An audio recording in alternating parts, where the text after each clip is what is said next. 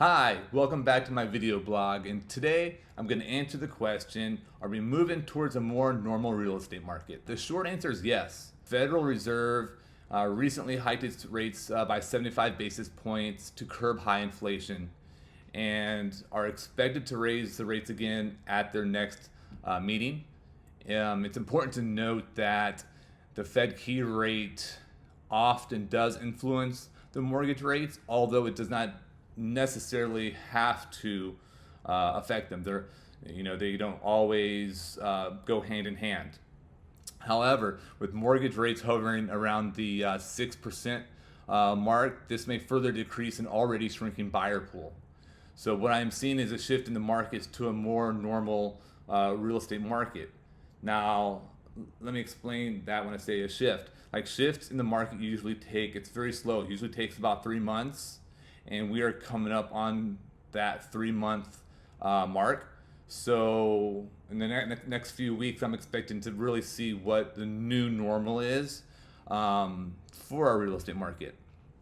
Now, saying that, some homes are still selling quickly for over asking price, but most are not as fortunate and are taking a little longer to sell.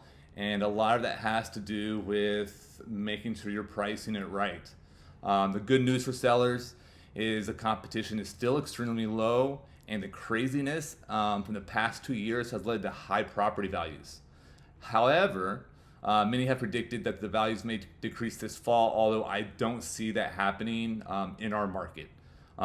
Saying that, instead of homes appreciating at 20% plus year over year, they may now appreciate at 5 to 10% year over year. So it's not like we're having this big housing bubble that's going to burst. We're still in a great market. It's just we may not see things and houses appreciate like they were the past few years, which was unprecedented.